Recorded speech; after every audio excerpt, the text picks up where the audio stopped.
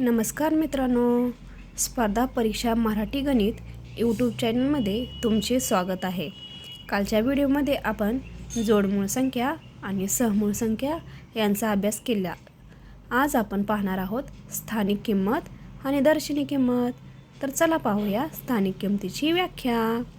सुरू करूया। स्थानिक किंमत म्हणजे काय? संख्येतील अंकाची स्थानिक किंमत ही संख्येमधील त्याच्या स्थानावरून ठरवली जाते। पुन्हा एकदा व्याख्या पाहूया। स्थानिक किंमत म्हणजे काय?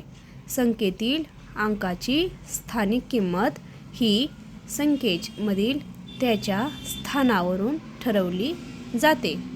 म्हणजे काय मित्रांनो, कोणताही अंक तुम्ही घ्या, त्या अंकाची किंमत त्या संख्येच्या स्थान म्हणजे काय? एकक, दशक, शतक, हजार, 10,000 असे स्थान त्या स्थानावरून ठरवले जाते। तर आपण उदाहरण पाहूया। उदाहरण काय दिले आहे? 13,456। बघा मित्रांनो, उदाहरण काय दिलेलं आहे? 13,456। आता आपण एक तक्ता घेऊया। त्या तक्त्यानुसार अंक, स्थान आणि किंमत याची माहिती घेऊया। आता 13,456चे अंक आपण खालून वरती लिहित जाऊया। 1 3 4 5 6। बघा मित्रांनो, अंकामध्ये मी काय लिहिले? 6 5 4 3 1, म्हणजे उलट अर्थाने उलट लिहिलेत। तर आता मग 6 या अंकाची स्थानिक किंमत आपण पाहूया। तर बघा, 6 अंक कोणत्या स्थानावर आहे? दिलेल्या संख्येमध्ये एकक स्थानावर आहे, म्हणून 6ची किंमत काय आली? 6 आली। आता दुसरा अंक बघूया, 5। तर मित्रांनो, 5 हा अंक दिलेल्या संख्येमध्ये कोणत्या स्थानावर आहे? दशक स्थानावर आहे, बरोबर की नाही? मग 5 या अंकाची किंमत किती झाली? 50, बरोबर की नाही? आता 4चे सांगा बरे। 4 कुठल्या स्थानावरती आहे? शतक, बरोबर। म्हणजे 4ची किंमत काय झाली? 400। आता 3 या अंकाची स्थानिक किंमत बघूया। 3 हा अंक कुठल्या स्थानावरती आहे? आपण मोजले तर 4थ्या स्थानावरती आहे, आणि 4थे स्थान कोणतं असते? हजारचं, बरोबर की नाही? मग 3 अंकाची स्थानिक किंमत काय झाली? 3000। बघा मित्रांनो, 3 या अंकाची स्थानिक किंमत किती झाली? 3000, बरोबर की नाही? आता राहिला अंक शेवटचा, तो म्हणजे 1। 1 हा कितव्या स्थानावरती आहे? 5व्या स्थानावरती आहे। 5व्या स्थानावरती असल्यानंतर काय यायला पाहिजे? 10,000, बरोबर की नाही? बघा, एकक, दशक, शतक, हजार, 10,000, बरोबर की नाही? म्हणजे 5व्या स्थानावर असल्यानंतर काय यायला पाहिजे? 10,000। म्हणजे 1 या अंकाची स्थानिक किंमत किती झाली? 10,000, बरोबर की नाही मित्रांनो? अंकाची स्थानिक किंमत कशी काढायची हे समजलं का?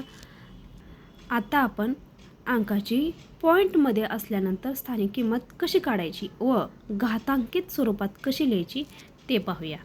बघा, स्थानिक किंमत आपण प्रथम दशांश नसलेला अंक पाहिला होता। आता दशांश असेल तर आणि घातांकित स्वरूपात ती कशी लिहायची हे आपण पाहणार आहोत। 157.6843। बघा मित्रांनो, उदाहरण आहे 157.6843। आता त्याच संख्येनुसार आपण अंकाची स्थानिक किंमत पाहूया। पॉईंटमध्ये बघू तर सुरू करूया। प्रथम पहिला अंक घेऊया, 1। 1ची स्थानिक किंमत काय आहे? 100, बरोबर की नाही? मग आता ती घातांक स्वरूपात कशी लिहायची ते पाहूया। 1 गुणिले 10चा दुसरा घात, 1 गुणिले 10चा दुसरा घात, म्हणजे इथं 100वर 1 वरती किती शून्य आहेत? स्थानिक किंमतीमध्ये 2 आहेत, म्हणून घातांकित स्वरूपात कसं लिहायचं? 1 गुणिले 10चा दुसरा घात, शून्य किती आहेत? 2, म्हणून 10चा घातांकित वा दुसरा, बरोबर की नाही? आता 5वा, 5 या अंकाची स्थानिक किंमत किती? 5 या अंकाची स्थानिक किंमत किती? 5 या अंक किती नंबरवर आहे? 2 नंबरवर आहे, म्हणजे दशक स्थानावरती आहे, म्हणून 5ची किंमत काय झाली? 50। 50चं किती येणार मग? 5च्या पुढे किती शून्य आहेत? 1 आहे, म्हणजे 5 गुणिले 10चा कितवा घात येणार? पहिला। बघा मित्रांनो, 5वर 1 शून्य असल्यामुळं 5चा घातांकित वा येणार पहिला, म्हणजे 5ची घातांकित स्वरूपात स्थानिक किंमत किती आली? 5 गुणिले 10चा पहिला घात, बरोबर।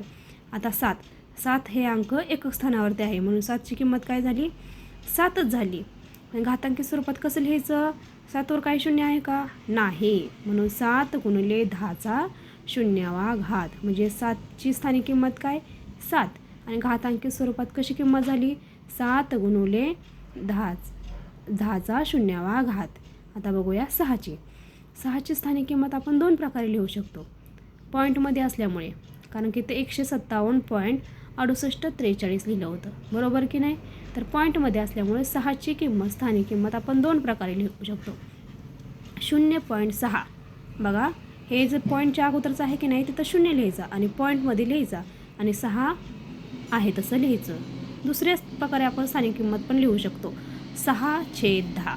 बघा मित्रांनो 6/10. आता घातांकी स्वरूपात लिहायचे असेल कसं लिहायचं 6 गुणिले 10चा वजा पहिला घात म्हणजे 6वरती की 0 आहेत 1 0 आहे म्हणून इथं आता पॉईंट असल्यामुळे इथं काय येणार वजा येणार 6 गुणिले 10चा वजा पहिला घात बरोबर की नाही. मग आता काढूया 8ची स्थानिक किंमत. आता 8ची स्थानिक किंमत काढताना काय करायचं 0.08. बघा मित्रांनो 8ची स्थानिक किंमत काढताना काय करायचं 0.008 बरोबर. दुसऱ्या प्रकारे कशी काढता येईल 8/100. दुसऱ्या प्रकारे कशी काढता येईल 8/100 बरोबर की नाही. 8 गुणिले 10चा वजा दुसरा घात 8 गुणिले 10चा वजा दुसरा घात म्हणजे घातांकी स्वरूपात कसं लिहायचं वजा दुसरा घात कारण की 2 शून्य आहेत. 8च्या पुढे किती 2 शून्य आहेत संख्या आहेत 2 आहेत म्हणून शून्य किती आलं 2 म्हणजे 8 गुणिले 10चा वजा दुसरा घात बरोबर की नाही. आता 4ची स्थानिक किंमत बघूया 0.004 0.004 बरोबर किती झालं 4/1000 म्हणजे स्थानिक किंमत दुसऱ्या प्रकारे कशी लिहिता येईल 4/1000. मग घातांकी स्वरूपात कसं लिहिणार आपण 4 गुणिले 10चा वजा तिसरा घात. घातांकी स्वरूपात लिहायचं बघा 4 गुणिले 10चा वजा तिसरा घात समजतंय ना. तर आता बघूया शेवटची संख्या 3. 3ची स्थानिक किंमत लिहिताना कसं लिहायची 0.0003 बघा 0.0003 आणि दुसऱ्या पद्धतीने कशी लिहायची 3/10,000. दुसऱ्या पद्धतीने कशी लिहायची 3/10,000 आणि घातांकी स्वरूपात कशी लिहायची 3 गुणिले 10चा वजा चौथा घात. बघा घातांकी स्वरूपात कसं लिहिणार 3 गुणिले 10चा वजा चौथा घात बरोबर की नाही. समजलं का नाही. घातांकी स्वरूपात स्थानिक किंमत कशी काढायची आणि घातांकी स्वरूप नसेल पॉईंटमध्ये संख्या नसेल तर स्थानिक किंमत कशी काढायची तर आता पाहूया आपण दर्शनी किंमत. मित्रांनो स्थानिक किंमतीपेक्षा दर्शनी किंमत खूप सोपी आहे कारण दर्शनी किंमत 30 संख्या असते. तर चला पाहूया दर्शनी किंमतीची व्याख्या. दर्शनी किंमत संख्येतील कोणत्याही अंकाची दर्शनी किंमत ही त्याच्या मूळ मूल्य इतकीच असते. बघा मित्रांनो परत एकदा व्याख्या संख्येतील कोणत्याही अंकाची दर्शनी किंमत ही त्याच्या मूळ मूल्य इतकीच असते. म्हणजे कोणतीही संख्या घ्या ती ज्या स्थानावर आहे त्याचे स्थान बदलतं का नाही किंमत बदलती का नाही. तर बघा आता उदाहरण पाहूया 8,91,057 8,91,057 या संख्येमध्ये 1ची दर्शनी किंमत किती येणार 1च येणार. बघा 1ची दर्शनी किंमत 1च येणार. जर ती स्थानिक किंमत आपल्याला विचारली असती तर 1,000 आली असती पण दर्शनी किंमत जर विचारली तर आपण किती येणार 1च येणार. आता 9ची दर्शनी किंमत बघा 9च आहे. 9ची दर्शनी किंमत किती येते 9च आहे बरोबर की नाही.